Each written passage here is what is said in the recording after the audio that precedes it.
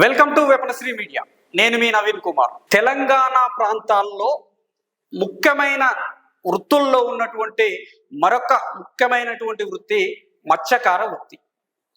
ఇప్పుడు తెలంగాణ రాష్ట్రం ఏర్పడిన తర్వాత మత్స్యకారుల జీవన విధానం ఎలా ఉంది, తెలంగాణ రాష్ట్రం ఏర్పడిన తర్వాత మత్స్యకారుల జీవన విధానంలో ఏమైనా మార్పులు వచ్చినాయా, అదేవిధంగా నేటికి వీరి యొక్క జీవన విధానము, సంస్కృతి, సాంప్రదాయాలతో పాటు మత్స్యకార వృత్తికి సంబంధించినటువంటి మరిన్ని విషయాలను మనము తెలంగాణ మత్స్యకారులు మత్స్య కార్మిక సంఘం రాష్ట్ర ప్రధాన కార్యదర్శి అయినటువంటి లెల్లెల బాలకృష్ణ గారి దగ్గర వారిని అడిగి వారి వృత్తి గురించి, వారి వృత్తిలో జరుగుతున్నటువంటి అన్యాయాలు, అక్రమాలు, అదేవిధంగా ప్రభుత్వం ఏ విధమైనటువంటి సహాయ సహకారాలు అందిస్తుందనేటువంటి విషయాలన్నీ కూడా వెపనశ్రీ మీడియా ద్వారా మీ ముందుకు తీసుకొచ్చేటటువంటి ప్రయత్నం చేస్తా ఉన్నాను.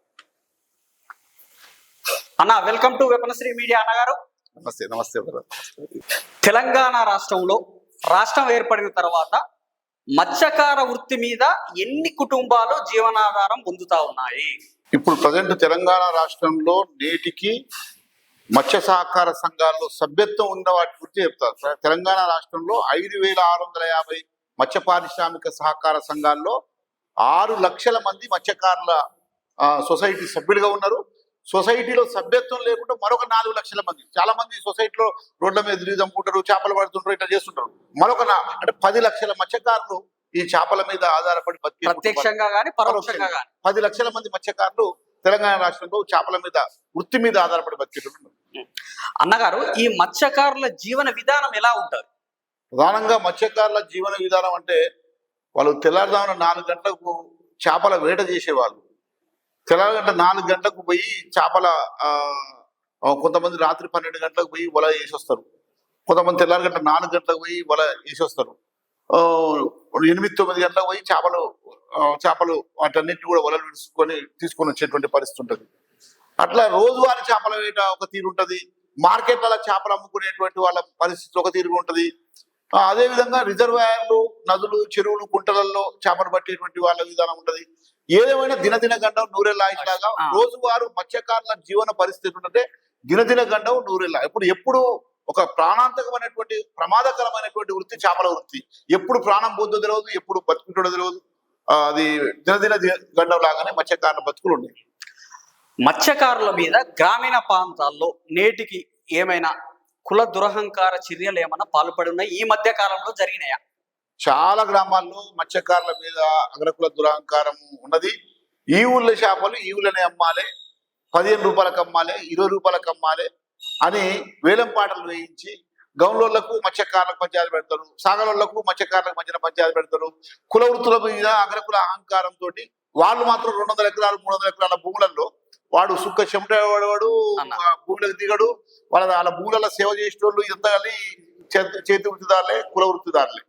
కానీ వీళ్ళకి మాత్రం ఈ సాగరంలోకి బట్టలు వేయొద్దు, చేయొద్దు, మత్స్యకారులకు ఎవరు కూడా చేపలు కొనొద్దు, కళ్ళు కూడా తాగొద్దు అని ఈ వృత్తి ఇప్పటికీ నిజామాబాద్ ప్రాంతాల్లో చాలా గ్రామాల్లో మత్స్యకారుల మీద కుల వివక్షత ఉన్నది. చేపలు సొంతంగా పోయి అమ్ముకునే పరిస్థితి లేదు. గ్రామంలో ఉన్న మత్స్యకారులకు తక్కువ ధరకు అమ్మాలని వాళ్ళ మీద ఒత్తిడి తెచ్చి వేలంపాటలు వేసే పద్ధతిలో సిస్టంలో మత్స్యకారుల మీద ఇంకా చాలా తక్కువ కులంగా చూసేటువంటి పరిస్థితి కూడా గ్రామీణ ప్రాంతాల్లో ఉన్నది. అన్నగారు, మత్స్యకారులకు ఇచ్చినటువంటి భూములు కానీ వాళ్ళ భూములను అన్యాక్రాంతమైనటువంటి చర్యలు ఏమైనా జరిగినాయి? మత్స్యకారులు ఆక్రమణ, అదే మత్స్యకారులు అనేటువంటి వాళ్ళు ఏంటంటే వాళ్ళకు మేరలు భూములు ఇచ్చే సిస్టమ్ అయితే నాకు లేదు. అది మాది అంటే ఇప్పుడు చెరువుల మీద ఆధారపడతారు కదా, ఈ చెరువుల ఆక్రమణలు, కుంటల ఆక్రమణలు. తెలంగాణ రాష్ట్రం వచ్చిన తర్వాత పెద్ద ఎత్తున చెరువులు, కుంటలు కబ్జాల గురవుతుంది. Real estate mafia, real boom. ఎందుకంటే ఒక్కొక్క చెరువు ఇవాళ తెలంగాణ రాష్ట్రంలో 42,000 చెరువులు ఉన్నాయి, 65 రిజర్వాయర్లు ఉన్నాయి, కృష్ణా గోదావరి రిజర్వాయర్లు ఉన్నాయి, జీవనదులు ఉన్నాయి, ఇంకా ఉపనదులు కూడా. మన నల్గొండ జిల్లా చూసుకుంటే మూసీ నది ఉన్నది. ఇట్లా చాలా నదులు ఉన్నాయి. అయితే ఈ రోజు మొత్తం కూడా భూముల రేట్లు, తెలంగాణ వచ్చిన తర్వాత భూముల రేట్లు విపరీతంగా విరిగిపోవడం వల్ల మొత్తం కూడా చెరువులు, కుంటలు కబ్జాలయ్యి. ఈ హైదరాబాద్, రంగారెడ్డి పరిసర ప్రాంతాల్లో 500 చెరువులు ఉండే ఇప్పుడు 50 చెరువులు లేడు, 400 చెరువులు కబ్జాలు అయిపోయింది. మొత్తం భూములు చెరువుల భూములన్నీ కూడా గుట్టలకే మింగేసినటువంటి రియల్ ఎస్టేట్ వ్యాపారం, కోట్ల రూపాయల రేట్లు పెరగడం వల్ల పెద్ద ఎత్తున చెరువులు కుంటలు కబ్జాలు అయిపోతున్న పరిస్థితి ఉంది. అన్నగారు, గత ప్రభుత్వం ఏదైతే మత్స్యకారులకు ఇచ్చినటువంటి మోపెడ్ వాహనాలు కానీ సంచార వాహనాలు, చేపల విక్రయానికి ఇచ్చినటువంటి సంచార వాహనాలు మన మత్స్యకారులు దుర్వినియోగం చేస్తున్నారనేటువంటి విషయం మా దృష్టికి వచ్చింది. ఏం చెప్తారు మీరు? అది చాలా అన్యాయం. అసలు వీళ్ళు ఆ స్కీమ్లోనే పెద్ద మోసం ఉంది. ఎందుకంటే మత్స్యకారులు అనే వాళ్ళు చాలా చదువు లేక నిరుద్యోగంతో నిరక్షరాస్యతో ఉన్నటువంటి వాళ్ళు, వాళ్ళకి ఇచ్చే సంక్షేమ పథకాలు 1000 కోట్ల రూపాయలతో ఎన్సిడిసి రుణాలు తీసుకొచ్చి వాళ్ళకు మా సంఘం డిమాండ్ చేస్తుంది డైరెక్ట్ గా వాళ్ళకు beneficiary account, beneficiary transfer, direct beneficiary transfer, ఇదే డిపిటి అనే పేరుతోటి డైరెక్ట్ బెనిఫిషరీ ట్రాన్స్ఫర్ తోటి డబ్బులు ఇస్తే వాళ్ళకు నచ్చిన వెహికల్ 2 వీలర్ కొనుక్కొచ్చుకుంటారు. ఏమంటే అట్లా కాకుండా ఈ మత్స్య శాఖలో ఉన్నటువంటి ఉన్నత స్థాయి అధికారులు, రాజకీయ దళారీలు వాళ్ళ అవసరాలు తీర్చుకోవడం కోసం, కమిషన్ల కోసం సపరేట్ గా నాసిరకం బండ్లు తయారు చేసి ఇచ్చింది తప్ప మత్స్యకారులకు మంచి బండ్లు కొనుక్కొచ్చుకునే పరిస్థితి లేదు. అది చాలా అన్యాయం.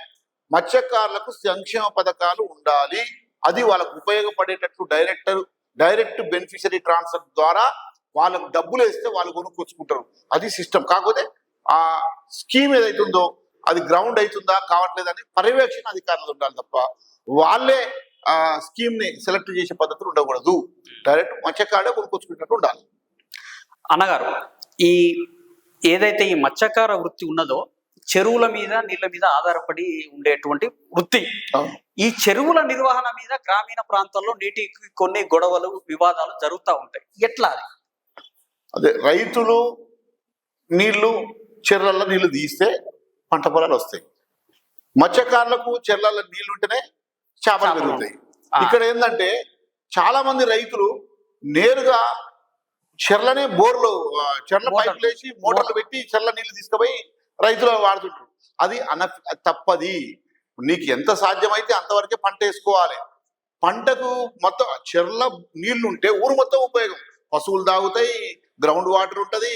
ఇప్పుడు నీళ్లు మొత్తం తీసి బయట చెర్ల నీళ్లు తీసి బయట వేస్తే ఇప్పుడు వాళ్ళు కొద్ది మంది ప్రయోజనం కోసం ఊరు మొత్తానికి అన్యాయం జరుగుతుంది కదా, మత్స్యకారులకు కూడా అన్యాయం జరుగుతుంది కదా. ఇక్కడ రైతులకు మత్స్యకారులకు కొద్ది మంది, రైతులు అనేది అందరు రైతులు కాదు, కొద్ది మంది. కాబట్టి అది తప్పుడు విధానం. చెర్ల నీళ్లు ఉండాల్సిందే, నీళ్ళ చేపలు పెరగాల్సిందే. మత్స్యకారులకు రైతులు ఎంత ముఖ్యమో మత్స్యకారులు కూడా అంతే ముఖ్యం కదా.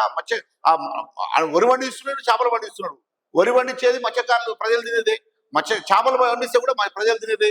మరి ఆ విధంగా ఆలోచన చేయాలి తప్ప మత్స్యకారులు అంటే ఇక్కడ విషయం ఏంటంటే అనగారిన కులాలుగా, వెనుకబడిన తరగతులుగా చూస్తారు. రైతులు అంటే ఆధిపత్య కులాల పద్ధతిలో ఉన్నది. ఇది చాలా పద్ధతి కరెక్ట్ కాదు. రైతులైనా మత్స్యకారులైనా ఒకటే రైతులు, ఒకటే వృత్తిదారులు. వాళ్ళైనా వీళ్ళైనా పండించే పంటనే. కాబట్టి వరి పండిస్తే ఒకటి, చేపలు పండిస్తే ఒకటి కాదు. వరి పండించడం ఎంత గొప్పనో చేపలు పండించడం కూడా అంతే గొప్ప. కాబట్టి ఇది పద్ధతి కరెక్ట్ కాదు. మత్స్యకారులను తక్కువ చూపుతో చూడడం బాగానే రైతులు మత్స్యకారుల మీద దాడులు చేస్తున్నారు. ఇది అన్యాయం. గత ప్రభుత్వం ఏదైతే తెలంగాణ రాష్ట్రంలో ఉన్నటువంటి మత్స్యకారులందరికీ లబ్ధి చేకూరాలనేటువంటి ఉద్దేశంతో చేపల పంపిణీ కార్యక్రమం చేపట్టింది. ఆ చేపల పంపిణీ కార్యక్రమం వల్ల మత్స్యకారులు ఏమన్నా లబ్ధి చేకూరిందా? చేప పిల్లల పంపిణీ, ఉచిత చేప పిల్లల పంపిణీ అనేటువంటిది ఉండదు. దీని మీద గతంలో బీఆర్ఎస్ గవర్నమెంట్ వచ్చిన తర్వాత ప్రధానంగా తెలంగాణ రాష్ట్రం, తెలంగాణ ఆంధ్ర విడిపోయిన తర్వాత తెలంగాణలో మత్స్యకారులను ఆదుకోవాలంటే ఏం చేయాలి అనే దాని మీద ఒక పెద్ద చర్చ జరిగినప్పుడు మా సంఘం, తెలంగాణ మత్స్యకారుల సంఘం, తెలంగాణలో మత్స్యకారుల దళారీ వ్యవస్థ బలంగా ఉన్నది. ప్రతి చెరువు దళారీల చేతిలో ఉన్నది. దళారీ వ్యవస్థ పోవాలంటే ఏం చేయాలంటే సొంతంగా సొసైటీ వాళ్ళు చేప పిల్లలు పోసుకొని, సొంతంగా చేప పిల్లలు పట్టుకొని, సొంతంగా చేప పిల్లలు వ్యాపారం చేసుకోవాలంటే గవర్నమెంట్ ప్రతి సొసైటీకి ఉచిత చేప పిల్లలు ఇవ్వాలి. చేప పిల్లలు ఇస్తే వాళ్ళు సొంతంగా పోసుకుంటారు, సొంతంగా అమ్ముకుంటారు, సొంతంగా ఆదాయం పొందుతారు అనుకుంటారు. దాంతో దళారీ వ్యవస్థను వెళ్ళగొట్టడం కోసం, దళారీ వ్యవస్థను ధ్వంసం చేయడం కోసం చేప పిల్లలు ఇది వచ్చింది. కానీ చేపమి ఇప్పుడు ఎక్కడ ఉందంటే మన వ్యవస్థ, మన సంస్కారం ఎక్కడ బొక్కలు పెట్టుడు, ఎక్కడ తప్పులు ఎత్తుకుడు, ఈ బ్యూరోక్రసీ, రాజకీయ నాయకులు, ఎమ్మెల్యేలు, ప్రజాపాలకులు, ఈ అధికార పార్టీ దుర్వినియోగం ఎట్లా చేస్తారో ఈ చేప పిల్లల స్కీమ్ లో కూడా మోసం అయిపోయింది. చేప పిల్లలు నాసిరకం చేప పిల్లలు ఇప్పుడు అక్కడ తీసుకోవద్దు. ఉదాహరణకు నల్గొండ జిల్లా ఉదాహరణకు మునిపంపుల గ్రామం, లేకపోతే గోకారం గ్రామం, లేకపోతే ఇంకేదో గ్రామం. ఇప్పుడు వాళ్ళకి 10 లక్షల చేప పిల్లలు కావాలంటే 1,00,000 చేప పిల్లలు తీసుకుపోతాడు, నీళ్ళలో ముంచుతాడు. నీళ్ళలో ముంచిన తర్వాత మీరు 1,00,000 చేప పిల్లలు పోసినాం అంటున్నాడు. 1,00,000 చేప పిల్లలు పోస్తున్నావు, 10,000 చేప పిల్లలు పోస్తున్నాడు.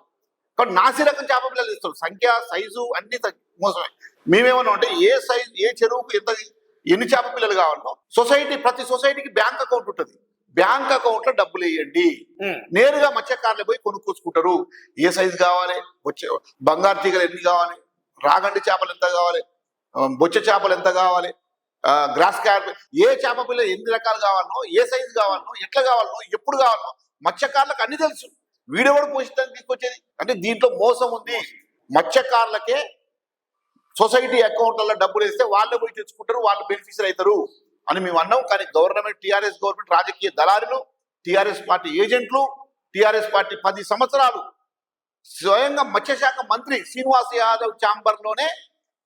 యాదవ్ మత్స్యశాఖ మంత్రి ఛాంబర్లోనే జిల్లాల వారిగా నువ్వు ఇన్ని కోట్లు, నల్గొండకు ఇన్ని కోట్లు, వరంగల్కి ఇన్ని కోట్లు, హన్మకొండకి ఇన్ని కోట్లు, భూపాలపల్లి ఇన్ని కోట్లు అని కాంట్రాక్టర్లు, టెండర్లు, రాజకీయ నిరుద్యోగులు, అధికార పార్టీకి సంబంధించిన పద్ధతిలోనే కాంగ్రెస్ టీఆర్ఎస్ పార్టీ అదే పద్ధతిని కాంగ్రెస్ పార్టీ కొనసాగిస్తున్నది. దానికి దీనికి ఏం తేడా లేదు. బీఆర్ఎస్ పార్టీ విధానానికి కాంగ్రెస్ పార్టీ విధానానికి తేడా ఏం లేదు. ఇప్పుడు బీఆర్ఎస్ కూడా 2 సంవత్సరాల సంది అదే చేప పిల్లలు, ఎందుకంటే ఈ మంత్రి అయినా ఆ మంత్రి అయినా దొంగలు ఊరు పంచుకున్నట్టు మత్స్యకారుల పేరుతోటి. మనకు వెనకడ ఒక సామెత ఉంది, ఒక చిన్న సామెత చెప్పుకుంటాం. వెనకడ ఏంటంటే పెత్తరామాస అప్పుడు, దసరా పండుగ అప్పుడు పెద్దలకు పెడతారు, ఇస్తరాకు ముందర పెడతారు గుండెకాయలు, పెద్దల అమ్మోరమ్మకు, పోలేరమ్మకు, ముత్యాలమ్మకు పెడతారు. అన్ని ఇస్తరాకులు పెట్టి పడులు పెట్టి పండుగల మొత్తం పెడతారు. అవన్నీ ఎవరు తింటారు వల్ల మళ్ళీ మనమే తింటాం. మత్స్యకారులు కూడా అంతే, మన పేరుకు మత్స్యకారుల పేరుతో పెట్టి మన తినేది ఎవరు తింటున్నారు, మళ్ళీ ఈ దొంగలే తింటున్నారు, రాజకీయ బ్యూరోక్రసీ అవినీతి. అది అన్నగారు, ఏదో ఈ చేప పిల్లల పంపిణీ కార్యక్రమం అనేది సహకార సంఘాలకు అప్పగిస్తే బాగుంటుండే అనేటువంటి మీ వాదన, ఇప్పుడు ప్రభుత్వమే పంపిణీ చేయడం వల్ల ఈ సహకార సంఘాలను నిర్వీర్యం చేసినట్టేనా కాదా? 100% నిర్వీర్యం చేసినట్టే. చేప పిల్లలు నేరుగా సొసైటీలకే, సహకార సంఘాలకే ఇస్తే వాళ్ళు తెచ్చుకుంటారు, వాళ్ళు మంచి క్వాలిటీగా తెచ్చుకుంటారు, మంచిగా ఉంటుంది, వాళ్ళకి ఉపయోగపడుతుంది. ఇప్పుడు సహకార సంఘాల ఏర్పాటు కూడా ఏంటంటే సంఘాల ఏర్పాటు ద్వారా కుటుంబాల వృద్ధి చెందడం కోసమే ఏర్పాటు చేసినటువంటి ఈ సంఘాలకు ప్రభుత్వం నుంచి రుణాలు ఏమన్నా వచ్చినాయా? ఆ విధమైనటువంటి సహాయ సహకారాలు ప్రభుత్వం అందించిందా? గత ప్రభుత్వం కానీ ప్రస్తుత ప్రభుత్వం కానీ? చేప పిల్లల స్కీమ్ తప్ప ఏ స్కీమ్ లేవు. గత ముందుకు ఒకసారి 1000 కోట్ల రూపాయలతో ఎన్సిడిసి స్కీమ్ ఉండే. ఇప్పుడు బీజేపీ గవర్నమెంట్ వచ్చిన తర్వాత కేంద్ర ప్రభుత్వం ఆ ఎన్సిడిసి రుణాలన్నీ రద్దు చేసింది. బీజేపీ మీద రాష్ట్రంలో ఉన్నటువంటి పార్టీలన్నీ కూడా దాడి చేయాలి, పోరాటం చేయాలి, దాన్ని ఎన్సిడిసి రుణాలు ఇచ్చే విధంగా ప్రభుత్వం మీద ఒత్తిడి తీసుకురావాలి. అన్ని సంఘాలు, పార్టీలు ఒకటై కేంద్ర ప్రభుత్వం మీద ఒత్తిడి తీసుకొచ్చి NCDC, NFDB, national fisheries development board, ఇప్పుడు మనం మెహదీపట్నం పోతుంటే రైట్ సైడ్ చేప బిల్డింగ్ ఉంటది కదా, అది భారతదేశం మొత్తానికి హెడ్ ఆఫీస్, నేషనల్ ఆఫీసు ఇక్కడ హైదరాబాద్ లో ఉన్నప్పుడు, వైఎస్ రాజశేఖర రెడ్డి ఉన్నప్పుడు, కేంద్రంలో కాంగ్రెస్ గవర్నమెంట్ ఉన్నప్పుడు తీసుకొచ్చి ఇక్కడ ఆంధ్ర తెలంగాణ విడిపోదనే ఉద్దేశంతో ఇక్కడ భారతదేశానికే పెద్ద ఆఫీసు, హెడ్ క్వార్టర్ ఆఫీసు ఇక్కడ NFDB, national fisheries development board, అది NCDC, national cooperative central bank. ఈ రెండు కూడా చాలా కేంద్ర ప్రభుత్వం. ఈ రెండు కూడా మత్స్యకాలను ఆదుకునే దాంట్లో ఇప్పుడు కేంద్ర ప్రభుత్వం మొత్తం బ్యాన్ పెట్టి విధులు చేయకుండా గుట్టిగా బోర్డు లాగా ఉన్నది. దాని మీద కేంద్ర రాష్ట్ర ప్రభుత్వాలు, అందరు రాష్ట్రంలో ఉన్నటువంటి అన్ని రాజకీయ పార్టీలు మత్స్యకారుల న్యాయం జరిగే విధంగా కేంద్ర ప్రభుత్వం ఒత్తిడి తీసుకురావాల్సిన అవసరం ఉంది. అది చాలా ఇంపార్టెంట్. అయితే మేము మత్స్యకారుల సంఘంగా ఒకటి అడుగుతున్నాం, ప్రతి సొసైటీకి 10 లక్షల రూపాయలు. ఇప్పుడు మత్స్య సొసైటీలలో 4 రకాలు ఉంటాయి. మళ్ళీ మత్స్య సొసైటీలలో కూడా 4 రకాలు. ఫిషరీ ఉమెన్ కోఆపరేటివ్ సొసైటీ, మహిళల కోసం సపరేట్ సొసైటీ. చేపలు పట్టేటందుకు మత్స్యకారుల సహకార సంఘాలు, అంటే చెర్లల చేపలు పట్టే సహకార సంఘాలు. రెండోది. మూడోది మార్కెటింగ్ కోఆపరేటివ్ సొసైటీలు, అంటే చెర్ల చేపలను అమ్ముకునే, మా రోడ్ల మీద చేపలు అమ్ముకునేటువంటి సొసైటీలు. ఇట్లా ఇంకో లైసెన్స్ కోఆపరేటివ్ సొసైటీలు, అంటే రిజర్వాయర్ల లైసెన్స్ ఉండేటువంటి. ఇట్లా 4 రకాల సొసైటీలు ఉన్నాయి తెలంగాణలో. 4 రకాల ఫిషర్మెన్ కోఆపరేటివ్ సొసైటీలు ఉన్నాయి. అన్ని సొసైటీలకు కూడా ఆర్థికంగా అభివృద్ధి కావాలంటే కేసీఆర్ ఉన్నప్పుడు ఏం చేసిండు, దళిత బంధు ప్రతి వ్యక్తికి, ఒక వ్యక్తికి 10 లక్షల రూపాయలు ఇస్తా, నువ్వు ట్రాక్టర్ కొనుక్కుంటావా, కిరాణా షాప్ పెట్టుకుంటావా, ఇంకేం చేసుకుంటావు నీ ఇష్టం, కానీ మేము 10 లక్షల రూపాయలకు దళిత, అంటే 3 ఎకరాల భూమి ఇవ్వాలంటే కోట్లలో అయిపోతుంది, మేము ఇవ్వలేమనే ఉద్దేశంతో ఆ 3 ఎకరాల భూమికి బదులు ప్రత్యామ్నాయంగా 10 లక్షల రూపాయలు ప్రతి దళిత కుటుంబానికి 10. మంచి స్కీమ్, చాలా మంచి స్కీమ్. మేము కూడా ఏమంటున్నాం అంటే మత్స్యకారుల సొసైటీలు 4 రకాల సొసైటీలు ఉన్నాయి. ఈ తెలంగాణ రాష్ట్రంలో ఎన్ని సొసైటీలు ఉన్నాయి? 5,650 సొసైటీలు ఉన్నాయి. ఈ 5,650 సొసైటీలకు ప్రతి సొసైటీకి 10 లక్షల రూపాయలు బ్యాంకు ఖాతాలో జమ చేయండి. 10 లక్షలే మేము అడిగేది. ఆ వ్యక్తికి 10 లక్షలు అంటున్నాం, సొసైటీకి 10 లక్షలు. సొసైటీకి 10 లక్షలు అడుగుతున్నారు. మేము అడుగుతున్నాం, మా సంఘం కనీసం 5-6 ఏళ్ళ నుంచి అడుగుతున్నాం, కాంగ్రెస్ గవర్నమెంట్ అడుగుతున్నాం. దానివల్ల వాళ్ళు ఏంటంటే వాళ్ళ డెవలప్మెంట్ కోసం ఉపయోగపడుతున్నటువంటి దాని ఈ మీరు అన్నట్టు ఇప్పుడు ఈ మార్కెటింగ్ సంబంధించి విక్రయశాలలు ప్రభుత్వం ఆధీనంలో ఉన్నాయా? అసలు విక్రయశాలలు అనేటివి ప్రభుత్వ పరంగా ఉన్నాయా? చేపల మార్కెట్లు ఇప్పుడు ముషిరాబాద్ చేపల మార్కెట్ ఉంది, తెలంగాణ రాష్ట్రంలోనే పెద్ద చేపల మార్కెట్ ఇక్కడ ముషిరాబాద్. రోజు 4 టన్నుల నుంచి 3.5 నుంచి 4 టన్నుల చేపలు వస్తాయి. ఆదివారం నాడు 7-8 టన్నులు, 700-800 టన్నులు, 100 టన్నులు. ఒక టన్ను అంటే 1000 కేజీలు. రోజు 250 నుంచి 300 టన్నులు వస్తాయి. 250 నుంచి 300 టన్నులు. ఆదివారం నాడు 650 నుంచి 700 టన్నులు వస్తాయి ముషిరాబాద్ చేపల మార్కెట్. ఈ ముషిరాబాద్ చేపల మార్కెట్ అనేది గవర్నమెంట్ పెట్టి నిధులతో కట్టించింది కాదు. రోడ్డు మీద మున్సిపాలిటీ పార్క్ లా కూర్చొని అమ్ముకుంటున్నారు. ఇప్పుడు బేగం బజార్ చేపల మార్కెట్ లో 10,40,00,000 రూపాయలు పెట్టి కట్టిరు. ఇంతవరకు అది ఓపెన్ చేయలే. ప్రభుత్వం కట్టింది కానీ ఓపెన్ చేయలేదు. 3 ఏళ్ళు అవుతుంది. టీఆర్ఎస్ గవర్నమెంట్ కాలంలో కట్టిండ్రు, కాంగ్రెస్ గవర్నమెంట్ వచ్చి 2 ఏళ్ళు అవుతుంది. ఇంతవరకు అది 10,40,00,000 రూపాయలు. ఆగమేఘాల మీద సెక్రటరీ ఓపెన్ చేస్తాడు, ఆగమేఘాల మీద అమరవీరుల జ్యోతి ఓపెన్ చేస్తాడు, ఆగమేఘ అంబేద్కర్ భవనం, ఇవన్నీ కళ్ళకు వస్తాయి. కానీ మత్స్యకారులు 10,40,00,000 రూపాయలతోటి బేగం బజార్లో పెద్ద చేపల మార్కెట్ కట్టి టీఆర్ఎస్ గవర్నమెంట్ 10 ఏళ్ళు పోయింది, కాంగ్రెస్ గవర్నమెంట్ 2 ఏళ్ళు పోయింది, ఇంతవరకు చేపల మార్కెట్ ఓపెన్ చేయలేదు. అంటే మత్స్యకారులు అంటే ఈ ప్రభుత్వం ఈ బీసీ సామాజిక వర్గంలోనే అత్యంత అధిక జనాభా బీసీ మత్స్యకారుల జనాభా బీసీలోనే. మరి మత్స్యకారుల పేరు చేపల మార్కెట్ కట్టేది ఓపెన్ చేయడానికి గవర్నమెంట్ కు చేతులు రావట్లేదు, అది ఓపెన్ చేస్తలేదు. గవర్నమెంట్ ఎంత చిత్తత ఉన్నది మత్స్యకారులు, ఇది మనం అర్థం చేసుకోవాలి. అన్నగారు, ఈ కృత్రిమ చేపల చెరువులు అనేది ఈ మధ్యలో బాగా వినిపిస్తున్నటువంటి కార్యక్రమాలు గ్రామీణ ప్రాంతాల్లో. అంటే మత్స్యకారులనే కాకుండా కూడా ఇతర కులాలకు సంబంధించినటువంటి ఇతర బిజినెస్ మ్యాన్స్ ఈ చేపల చెరువులు నిర్వహణ చేస్తా ఉన్నారు. ఎట్లా చూస్తారు మీరు దాన్ని? ఇప్పుడు ఒకప్పుడు 25 ఏళ్ళు 30 ఏళ్ల క్రితం నా చిన్నతనంలో సావుకారులు పోగొట్టోళ్ళే కిరాణా షాపులు ఉండేది అన్న.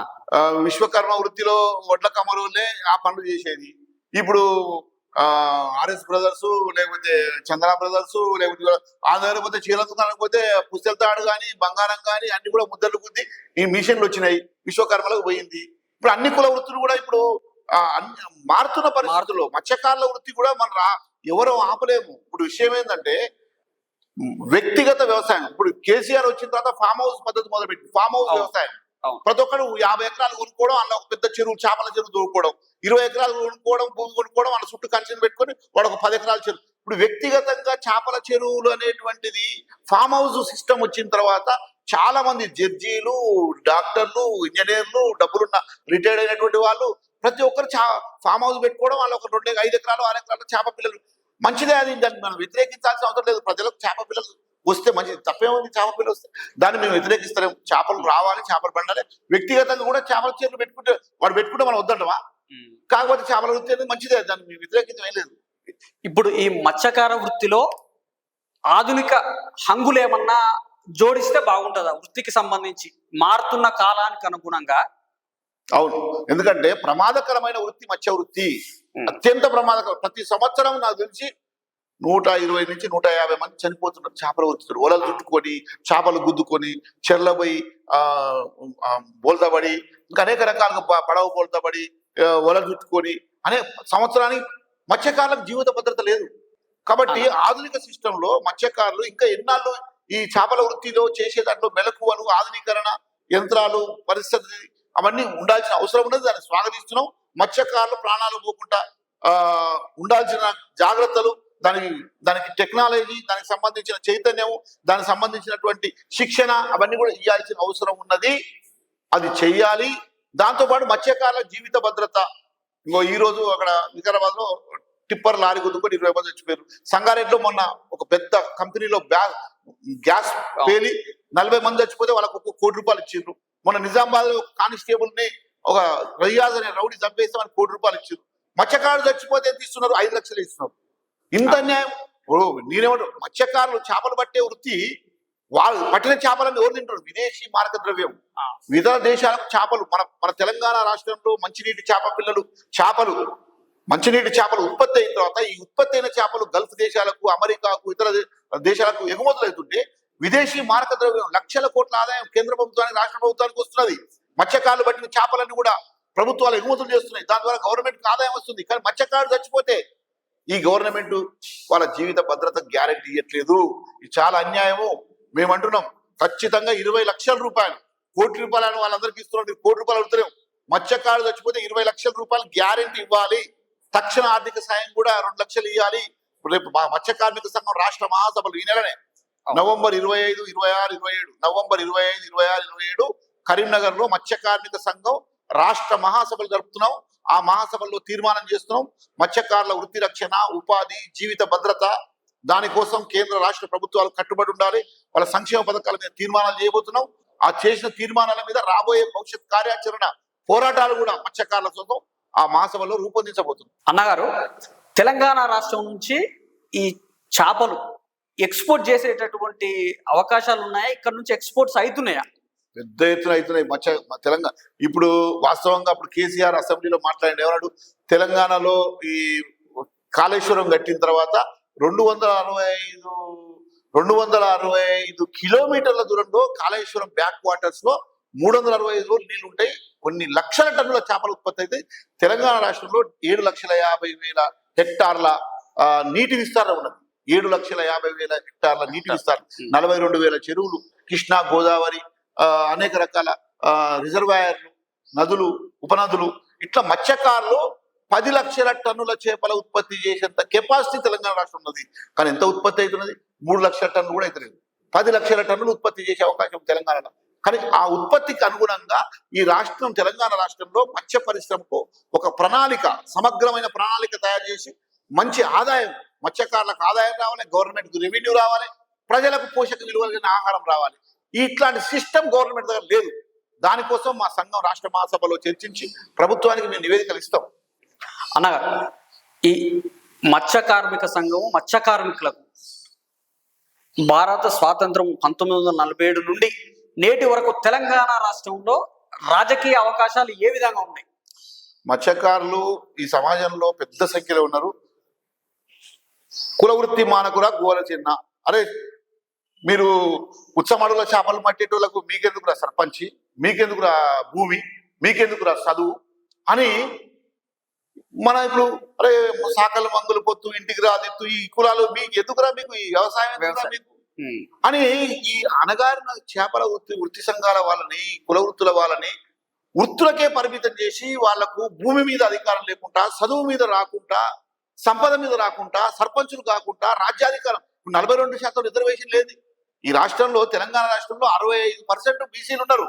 65% ఉన్న బీసీలకు 42% రిజర్వేషన్లు ఇవ్వమంటే ఏంది అగ్రకుల వ్యవస్థ? ఎంత దారుణం ఇది!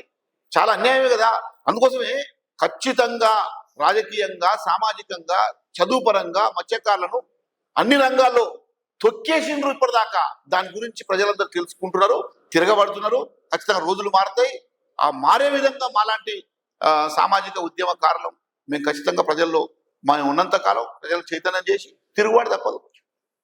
మొన్న బడ్జెట్లో మత్స్యకారులు, మత్స్య కార్మికులకు సంబంధించినటువంటి సంక్షేమం కోసం రాష్ట్ర ప్రభుత్వం ఎంత బడ్జెట్ ప్రవేశపెట్టింది, అందులో ఎంత రిలీజ్ చేసి ఖర్చు పెట్టింది?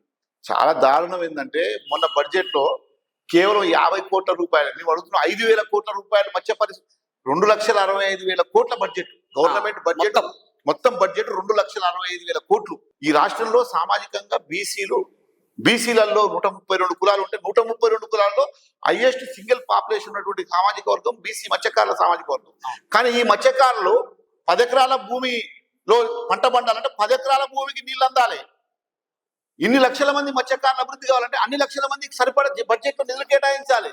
కానీ నిధులు కేటాయించకుండా బడ్జెట్ తిరకాసు మక్కలేసి మత్స్యకారులకు ఆర్థికంగా 50 కోట్ల రూపాయలు. ఈ చేప పిల్లల స్కీమ్ కూడా బడ్జెట్ లో నిధులు పెట్టకుండా బీసీ నుంచి పెట్టినటువంటి బీసీ కార్పొరేషన్ లో నుంచి నిధులు ఇలా ట్రాన్స్ఫర్ చేసి 122 కోట్ల రూపాయలు బీసీ కార్పొరేషన్ నిధుల నుంచి చేప పిల్లలు ఇస్తున్నారు.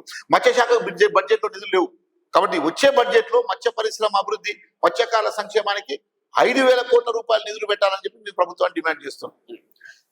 అన్నగారు, ఇప్పుడు ఈ మత్స్యకార వృత్తి అనేది ప్రమాదకరమైనటువంటి వృత్తి. ఈ వృత్తిలో ప్రభుత్వం ఏమైనా ఇన్సూరెన్స్ సదుపాయాలు కల్పించిందా? ఎట్లా ఉంది ఆ ఇన్సూరెన్స్ కు సంబంధించినటువంటి వ్యవహారం? ఎట్లా చూస్తారు? చాలా దారుణంగా ఉంది. ఇప్పటికీ 400-500 మందికి సంవత్సరాల తరబడి చనిపోయి ఆ కుటుంబాలు చెప్పులు అరిగేలాగా తిరుగుతున్నా ఇప్పటికీ ఆ కుటుంబాలకు డబ్బులు లేవు. రాష్ట్ర ప్రభుత్వం 4 లక్షలు ఇస్తామన్నది, ఇన్సూరెన్స్ నుంచి 5 లక్షలు ఇస్తామన్నారు. ఆ ఇన్సూరెన్స్ ఇచ్చి వచ్చే 5 లక్షలు రాకపోతే 4 లక్షల రూపాయలు రావు. దానికి దీనికి లింక్ పెట్టి 5 లక్షలు ఇవ్వకపోతే 4 లక్షలు ఇవ్వడు, వాడు 5 లక్షలు ఇవ్వడు, 4 లక్షలు ఇవ్వడు. ఇట్లా 450 నుంచి 500 మంది డబ్బులు రాక చెప్పులు అరిగేదిట్టు మత్స్యకారులు. నేను ఇంతకుముందు చెప్పిన వాళ్ళ ప్రాణాలను తెగిడిసి ఈ రాష్ట్రానికి దేశానికి విదేశీ మార్గద్రవ్యం వచ్చే విధంగా మత్స్యకారులు చేపలు బట్టి తీసుకొచ్చి గవర్నమెంట్ కు రెవెన్యూ వస్తుంటే గవర్నమెంట్ మత్స్యకారులు చచ్చిపోతే జీవిత భద్రత లేదు. ఇన్సూరెన్స్ 20 లక్షల రూపాయలు మత్స్యకారులకు ఇవ్వాలని గవర్నమెంట్ డిమాండ్ చేస్తున్నాము. వృత్తి చేసేటటువంటి మత్స్యకారులకు అనారోగ్య సమస్యలు ఏ విధంగా వస్తాయి? చాలా దారుణం. ఇప్పుడు ముషిరాబాద్ చేపల మార్కెట్ లో పోతే ఆ చేపలు మోకాలు ఆడవాళ్ళు మహిళలు ఎంత దారుణం అంటే తెల్లారగట్ల 4 గంటలకు వస్తే ఉదయం 11 గంటల దాకా కూర్చొనే ఉంటారు. వాళ్ళ చేపలు కొట్టుడే కడుడే కడుడు. ఈ విధంగా మత్స్యకారుల పరిస్థితి ఏంటంటే కూర్చొని మోకాళ్ళ నొప్పులు, చేతులని బాసిపోతాయి, కాళ్ళని బాసిపోతాయి. చాలా దారుణమైన పరిస్థితి మత్స్యకారులు. అదేవిధంగా చాలా మంది మహిళలకు ఎక్కువ రక్తలేమి, బ్లడ్ ఉండదు, రక్తం తక్కువ ఉంటది. కాబట్టి వాళ్ళేమో ప్రజలకేమో పోషక విలువలు చేపల ఆహారం వీళ్ళు కారం పెట్టుకుంటూ కూడా కలుపుకుంటారు. అది తినకుండా అమ్ముకుంటారు. అది పరిస్థితి. అన్నగారు, ఈ మత్స్యకార వృత్తిలో 2 ప్రధానమైనటువంటి కులాలు కనిపిస్తా ఉన్నాయి. ఒకటి గంగపుత్రులు కానీ ముదిరాజులు కానీ. ఎట్లా ఈ గంగపుత్రులకు ముదిరాజులకు మధ్య సంబంధం ఎట్లా ఉన్నది, ఏంది ఈ వాతావరణం? గంగపుత్రులు ముదిరాజులు తెలంగాణ రాష్ట్రంలో అన్నదమ్ములాగా ఉన్నారు. ఈ గంగపుత్రులు ముదిరాజు కుల సంఘాల నాయకులు ఈ అనవసరంగా మత్స్యకారుల మధ్యన తగాదాలు సృష్టిస్తున్నారు. గంగపుత్రులు ముదిరాజులు అన్నదమ్ములే. వాళ్ళు తెలంగాణ బిడ్డలే, భారతదేశ బిడ్డలే. వీళ్ళు తెలంగాణ బిడ్డలే, భారతదేశ బిడ్డలే. వాళ్ళు గ్రామీణ పేదలే, వీళ్ళు గ్రామీణ పేదలే. వాళ్ళ మధ్యన అనైక్యతను కుల సంఘాల వాళ్ళు పబ్బం గడుపుకోవడం కోసం సృష్టిస్తున్నటువంటి సమస్య. ముదిరాజులు అంటే ఎవరో కాదు, గంగపుత్రులు ఇద్దరు ఒకటే ఊర్లో ఉండేటోళ్ళు, ఇద్దరు భారతీయ బిడ్డలే. వాళ్ళు పుట్ట చేసుకుంటే పూట కడితే పరిస్థితి లేదు, కుల వృత్తి చేసుకుంటే పూట కడితే పరిస్థితి లేదు. అన్నదమ్ములాగా ఉండి ఐక్యంగా ముందుకు పోవాలని మా సంఘం ముదిరాజులను గంగపుత్రులాగా అన్నదమ్ములాగా ఉండాలి. రిజర్వేషన్లు అంటవా, రిజర్వేషన్లు ఎస్సీ ఎస్టీ రిజర్వేషన్లే ఇప్పటికీ లంబడోళ్ళు పిల్లలు నమ్ముకుంటున్నారు. ఎస్సీ రిజర్వేషన్ దేనికి? మొత్తం తెలంగాణ రాష్ట్రంలో కాదు, భారతదేశంలో 85% ప్రైవేట్ రంగంలోకి వెళ్ళిపోయింది. ప్రభుత్వ రంగంలో ఉంటేనే రిజర్వేషన్లు, ప్రైవేట్ రంగంలో రిజర్వేషన్ లేవు కదా. మొత్తం ప్రభుత్వ రంగంలో రిజర్వేషన్లు అయిపోయినాక ప్రైవేట్ రంగంలో మొత్తం ప్రభుత్వ రంగం అంతా రిజర్వేషన్ ఖాళీ అయిపోయింది. ప్రైవేట్ రంగంలోనే ఎడ్యుకేషన్ కానీ, ఇన్స్టిట్యూట్స్ కానీ, గవర్నమెంట్ సంఘాలు కానీ అన్ని కూడా 85% రిజర్వేషన్లు లేకుండా ప్రైవేట్ సెక్టార్లకు వెళ్ళిపోయినాక 15% రిజర్వేషన్లు గవర్నమెంట్ ఉన్నప్పుడు ఏం రిజర్వేషన్ ఉపయోగపడుతుంది? 4 ఎక్కుందని కూడా ఉపయోగపడుతుంది. కాబట్టి దానికి ఉపయోగపడిన దానికోసం మనం అన్నదమ్ములాగా గ్రామంలో ఎందుకు కొట్లాడుకోవాలి? వాళ్ళు పట్టుకునే చేపలు వాళ్ళు పట్టుకుంటారు. ఎవరు దమ్ముంటే, ఎవరు ధైర్యం ఉంటే వాడు చేపలు పట్టుకుని బతకాలి, అమ్ముకొని బతకాలి. అంతే తప్ప మత్స్యకారుల మధ్యన ఘర్షణ వాతావరణం లేదు. కావాలని కొద్దిమంది కుల సంఘాలు సృష్టిస్తున్నది ఇది. అన్నగారు, ఈ ప్రధానంగా ఈ వృత్తి ఏదైతే ఉందో మహిళల మీద ఆధారపడి ఉన్నటువంటి వృత్తి. ఇట్లా మహిళల గురించి, మీ వృత్తి గురించి చెప్పాలంటే ఏం చెప్తారు? వాస్తవంగా భారతదేశంలో కానీ తెలంగాణ రాష్ట్రంలో కానీ 4 కోట్ల మంది జనాభా అంటే 2 లక్షల మంది, 2 కోట్ల మంది మహిళలేనా జనాభా. మత్స్యకారులు కూడా అంతే. చెర్ల కానీ, నదిల కానీ, రిజర్వాయర్లు కానీ చేపలు పట్టుకురావడం వరకే మొగోళ్ళ పని. ఆ వచ్చిన చేపలు ఒడ్డు నుంచి తీసుకొచ్చి మార్కెట్లో అమ్ముకోవడం కానీ, డ్రెస్సింగ్ చేయడం కానీ, ఎగుమతులు చేయడం కానీ, గంపలల్లా, అనుమతులల్లా, ఫుట్పాత్ల మీద, ప్లాట్ఫామ్ల మీద కూర్చొని అమ్మేదంతా మహిళలే. కాబట్టి మహిళలకు కూడా ఇంకా చేపలలో ఇంకా అనేక రకాల ఇప్పుడు టూరిజం స్పాట్స్ ఉంటాయి. హైదరాబాద్ లో 250 టూరిజం స్పాట్, గోల్కొండ కానీ, నక్లెస్ రోడ్ కానీ, ట్యాంక్ బండ్ కానీ, ఇంకా సెక్రటేరియట్ కానీ, ఇంకా అనేక రకాల ప్రతి పార్కులు కానీ, ఎక్కడైనా తక్కువ ధరకు వచ్చిన పర్యాటకులకు, వచ్చినటువంటి వాళ్ళకు మంచి తక్కువ ధరకు పోషక విలువలు కలిగినటువంటి ఆహారం అందించడానికి ఫిష్ మొబైల్ కోర్టులు, మొబైల్ రవాణా చేసుకునేటువంటి ఫిష్ ఫుడ్ కోర్టులు, అదేవిధంగా మత్స్యకారులకు చేపల పికెల్స్, అదేవిధంగా చేపల పచ్చళ్ళు, ఇంకా చేపలతో రకరకాల వంటలు, వాటన్నిటి మీద మహిళలకు సపరేట్ గా వాళ్ళకి ట్రైనింగ్ ఇచ్చి ఆదాయం కల్పించి ఆర్థికంగా సాయం చేస్తే ఇంకా అనేక రకాల మందికి ఉపాధి కల్పించడానికి మత్స్య రంగంలో చాలా అవకాశాలు ఉన్నాయి. ఆర్నమెంటల్ రంగురంగుల చేప పిల్లలు, అక్వేరియం చేప పిల్లలు. ఎందుకంటే మా పెద్దమ్మ, మా అమ్మ వాళ్ళు ఏంటంటే మొత్తం గంప తెచ్చి ఒరిగడ్డేసి కోడిగుడ్లు పెట్టి కోడిని పొదిగించి పిల్లలు చేసేది. 14 రోజులు 15 రోజులకు కోడి పిల్లలు వచ్చేది. అదేవిధంగా చేప పిల్లలు కూడా మన ఇంట్లోనే 10,000 రూపాయల మంచిగా ఆ రంగుల చేప పిల్లలు తీసుకొచ్చి ఇంజక్షన్ వేసి పుట్టిస్తే వాటికి మేతేస్తే పెరుగుతాయి. పెరిగితే మనకు ఆదాయం వస్తుంది. ఒక 50 రూపాయల జత చేపల కానించి 50 రూపాయలకు జత కానించి 2000 రూపాయలకు జత చేపలు ఉన్నాయి ఆర్నమెంటల్. ఇప్పుడు ఈ రంగురంగుల చేప పిల్లలు ఏంటంటే ఇప్పుడు ఆధునిక యుగంలో జడ్జీలు, జిల్లా అక్వేరియం, ఎందుకంటే వాళ్ళకి బీపీ కంట్రోల్ అవుతుంది, షుగర్ కంట్రోల్ అవుతుంది. అంటే మానసిక ప్రశాంతత కోసం ఏంటంటే వాళ్ళు టెన్షన్ పడకుండా, హైరాణ చెందకుండా ఆ చేప పిల్లలు అక్కడ తిరుగుతూ ఉంటే ఇంట్లో 4-5 రకాల చేప పిల్లలు, ఆ గడ్డి వాసం, మంచి బీపీ కంట్రోల్, షుగర్ కంట్రోల్ ఇవన్నీ ఉంటాయి. కాబట్టి రంగురంగుల చేప పిల్లలు కూడా ఈ మధ్య చాలా పెద్ద ఎత్తున వస్తున్నది. కొత్త కొత్త ఇల్లు కట్టుకున్న వాళ్ళందరూ కూడా రంగురంగుల చేపలు ఇంట పెట్టుకుంటారు.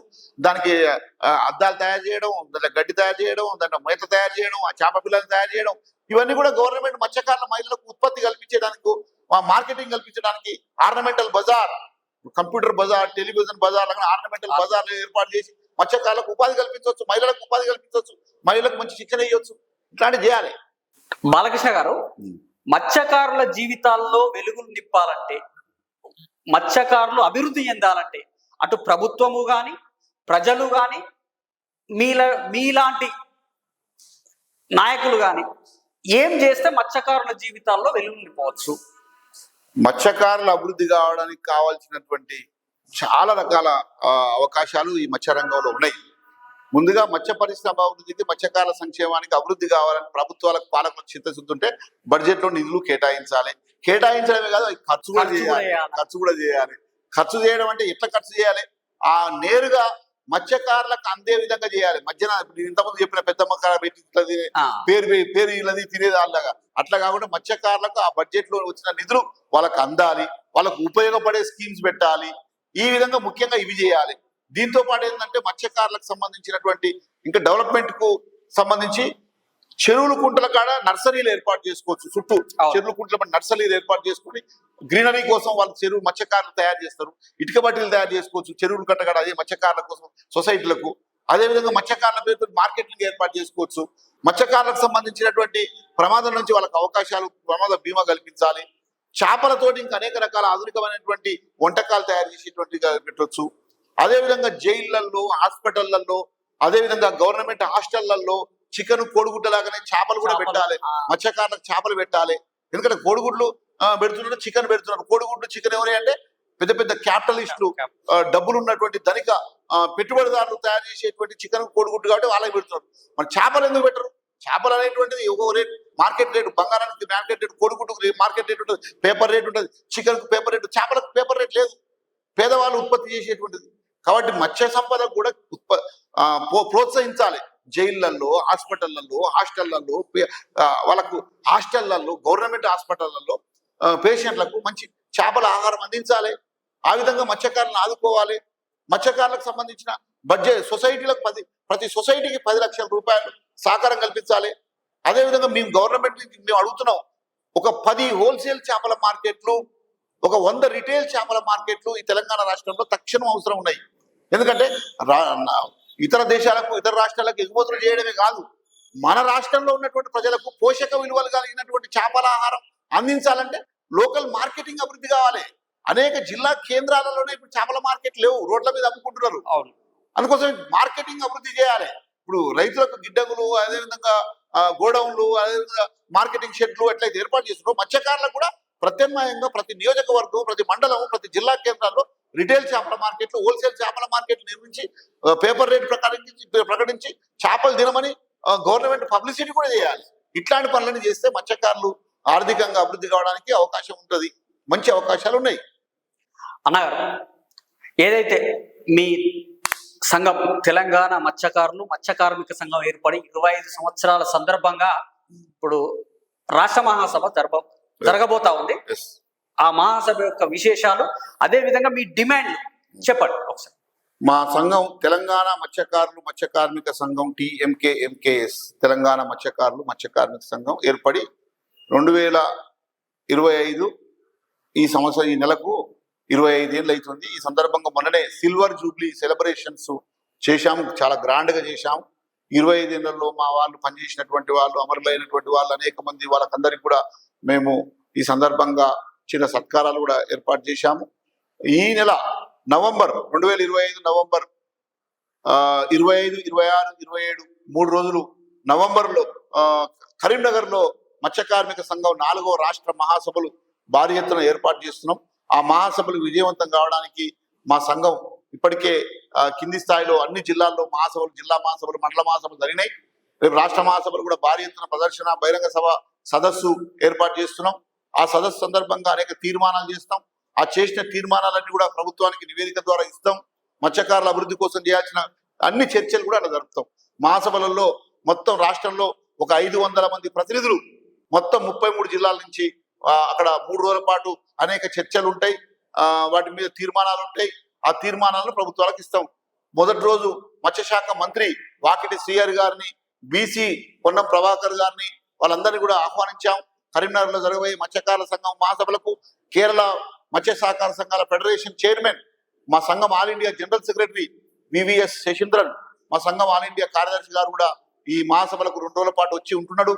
అవన్నిటి విషయాల మీద ఆయన కూడా ఢిల్లీ ప్రభుత్వానికి కూడా, కేంద్ర ప్రభుత్వానికి కూడా మన తెలంగాణలో మత్స్య పరిశ్రమ అభివృద్ధి కోసం ఎట్లాంటి చర్యలు తీసుకోవాలనో కేంద్ర ప్రభుత్వానికి కూడా మా ఆల్ ఇండియా కార్యదర్శి ద్వారా, మా ఆల్ ఇండియా సంఘం ద్వారా మేము కేంద్ర ప్రభుత్వానికి కూడా రాష్ట్ర మహాసభల తీర్మానాలని అక్కడ ఇవ్వడం కూడా జరుగుతుంది. అన్నగారు, మీకు మీ విలువైనటువంటి సమయాన్ని కేటాయించి మాతో మీ అమూల్యమైనటువంటి విషయాలను పంచుకున్నందుకు విపణశ్రీ మీడియా తరపున మీకు మరొక్కసారి ప్రత్యేకమైనటువంటి ధన్యవాదాలు అన్న.